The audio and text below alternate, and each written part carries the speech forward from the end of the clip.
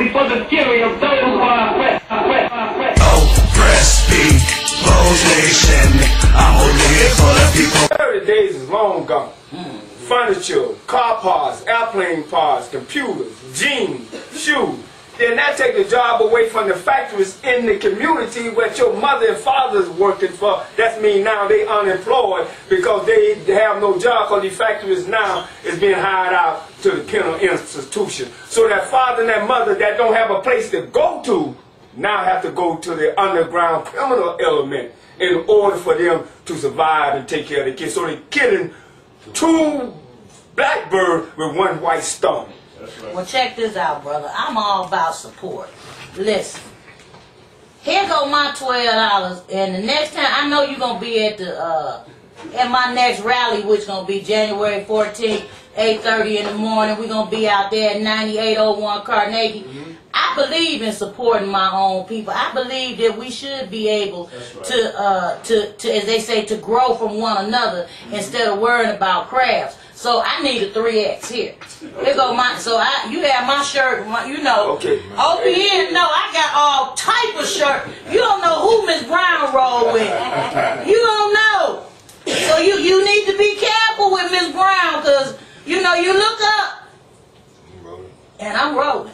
Bottom of the line, I'm rolling. I ain't falling. I'm rolling. Okay. And brother, it's good to know that the Panthers right now. You guys don't know, you are actually role models, because you guys are real activists. Y'all out here, y'all are real men. Y'all actually out here hitting issues that the young men need to see men doing, in order that they have to know that eventually the young men become old men and they got a role to play as old men and young men. So it's good that y'all are out here, and we must make known that the new Black Panther Party, yes, they need some support. And come, tell me this, how can somebody call you up and get one of them T-shirts to support the cause, brother? The number is 624-1429. 624-1429, and that's with me 24/7. It don't sleep in the bed with me, but it's next to it. So it's with me all the time. I'm the chairman, Brother Abdul Kahar. And let me just share this. In the 60s, the brother's saying was, especially in New York and Harlem, if I go forward, follow me. If I hesitate, push me. If I stop, kill me. That's deep. Say it again, okay? See, my people, my young folks need sometimes, you know, we might be a little dyslexic, we might not be hearing. I need you to say that again, so that my young people, and listen out, young folks, put your ear to the screen so you can hear this. Say that one more time, Brother Carl. The slogan that the brothers and the sisters in the 60s and the movement that is embedded into our heart and embedded into mine was given to us by these fighters. If I go forward, follow me. If I hesitate, push me. If I stop, kill me. That's it. And because in our struggle for liberation, it's from the womb to the tomb. And what is a better way to go than to go fighting for the liberation of your people and eventually the liberation of all people. And another saying we have, and I'm not a good singer, but I got to chant this for you, my sister. Black power for a black peoples, and a Puerto Rican power for the Puerto Rican peoples, and a third world power for the third world peoples, and a power to the people. Power to the people. And this was the chant was that they were chanting back in those days. And then one of the other chant was, it was like my brother being put in down in the Justice Center. One of the chant was, we would have a book of matches. Because back then, early, man, it's hard when you get a gun. So, you know, matches and a Coca-Cola bottle. And the Coca-Cola bottle would have gasoline in it. And the brother would say, things go better with Coca-Cola. Things go better with Coke. And then another brothers would have the matches, and they would be marching. This so hunky town, we gonna burn it down. Oh, this so hunky town, we gonna burn it down. And then the sister would go with, start with Justice Hall, we gonna burn it down to the ground, burn it down to the ground. And those ones just not slogans, just slogan. They were meaning, and especially in St. Petersburg, Florida, these slogans were so strong that they took one of the leaders. His name is Yesser Oteller now, but his name back then was Joe Wallet, and I had a chance to be part of that formation called Joe Mo. They beat that brother because he went in City Hall and they had a mural where a brother eating watermelon, brother shining shoe, another brother doing a jig, and it was mockery. So he took it off City Hall wall and he tore it up. Man, the police beat him. They put him in a hospital. His brother's lip was big. The brothers in the organization went in the hospital and seen what they did to it. How his lip was swollen up. The next day, in the St. Petersburg Times newspaper, it read the most expensive lip in the history of St. Petersburg, Florida. Why was that lip so expensive? The most expensive lip. Because when those brothers saw that, they walked out of the hospital, St. Petersburg burned down. Woo!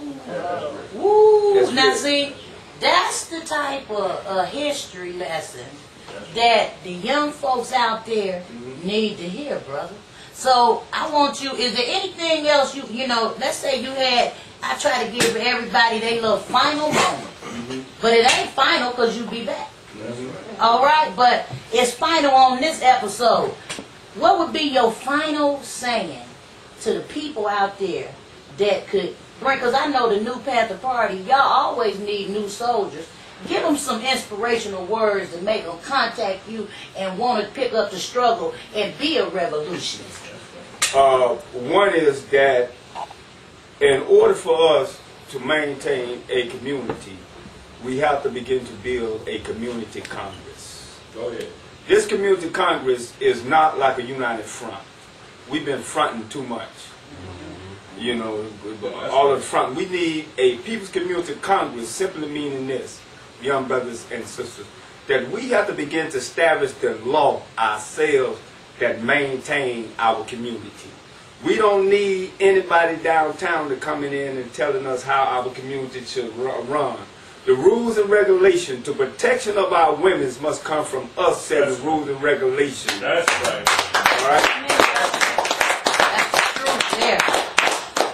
This is a People's Community Congress. That means, young brothers, that your street knowledge, your organization, your people, simply meaning that we need representatives in every part of the city to become part of the Congress like they do City Hall. This has nothing to do with City Hall. This will be our own Congress. Right. It will be our own leadership, and we will make our own laws, and the community will have to understand and live by these laws that we make. If we're serious about revolution, if we're serious about changes, right. if we're serious about moving to the future. I was young, and today still young under this knowledge. We need young people because young people make the revolution. Dr. King, when they assassinated him, was young. Malcolm was young.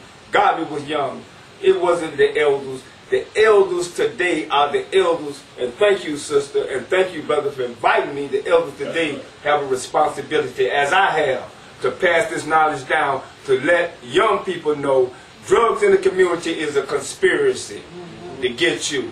The jails in this community is a conspiracy to get you. The language they use in the community is a conspiracy to get you. So be careful because the trap is out there because the army runs on the youth.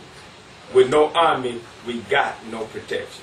Well, all right, brother. This has been Sister Brown. I'll catch you at the next episode.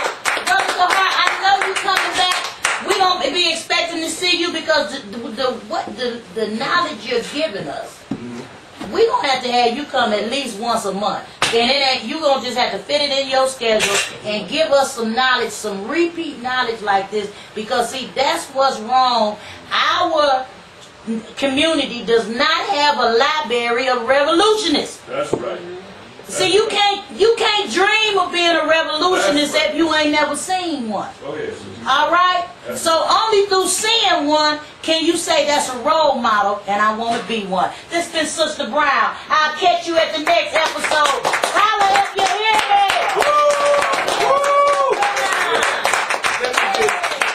Let me say, recognize they at war and don't have an army, then they in bad shape. That's right.